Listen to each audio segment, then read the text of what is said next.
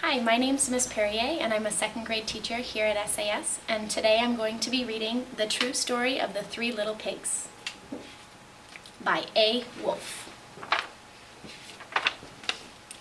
Everybody knows the story of the three little pigs, or at least they think they do.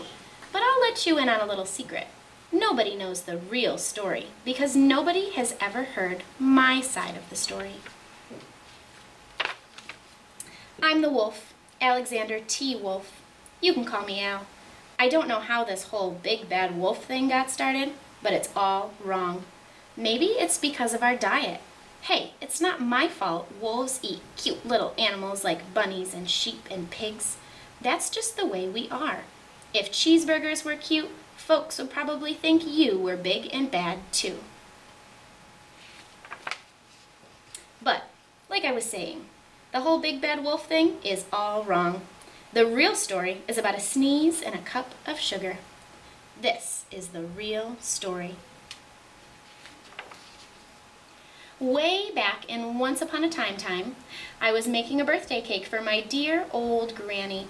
I had a terrible sneezing cold. I ran out of sugar. So I walked down the street to ask my neighbor for a cup of sugar. Now, this neighbor was a pig, and he wasn't too bright either. He had built his whole house out of straw. Can you believe it? I mean, who in his right mind would build a house of straw? So, of course, the minute I knocked on the door, it fell right in. I didn't want to just walk into someone else's house, so I called, little pig, are you in?" No answer. I was just about to go home without the cup of sugar for my dear old granny's birthday cake. That's when my nose started to itch. I felt a sneeze coming on. Well, I huffed, and I snuffed, and I sneezed a great sneeze. And you know what? The whole darn straw house fell down, and right in the middle of the pile was the first little pig, dead as a doornail. He had been home the whole time. It seemed like a shame to leave a perfectly good ham dinner lying there in the straw, so I ate it up. Think of it as a big cheeseburger, just laying there. I was feeling a little better, but I still didn't have my cup of sugar, so I went to the next neighbor's house. This neighbor was the first little pig's brother. He was a little smarter, but not much. He had built his house of sticks.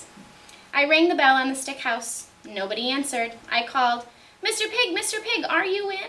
He yelled back, "Go away, wolf. You can't come in. I'm shaving the hairs on my chinny chin chin." I had just grabbed the doorknob when I felt another sneeze coming on.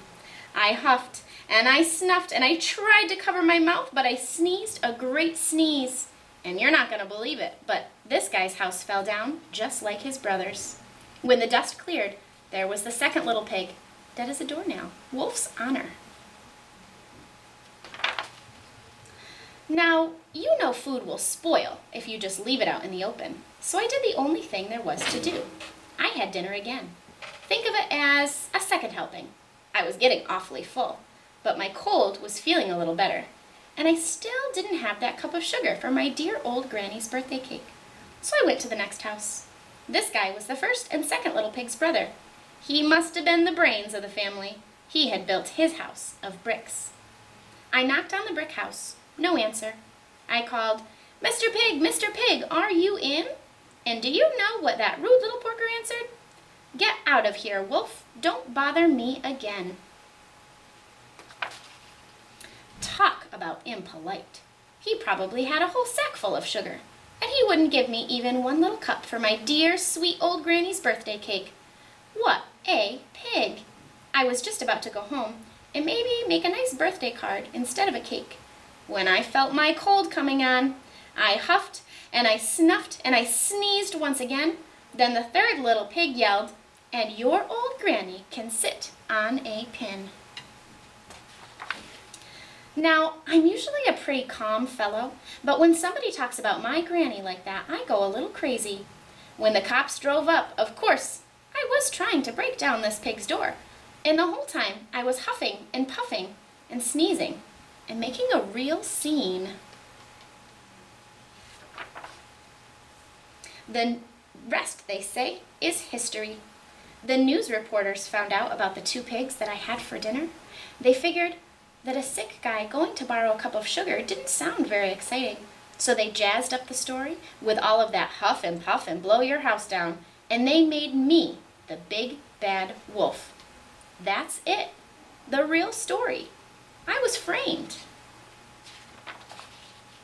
But maybe you could loan me a cup of sugar?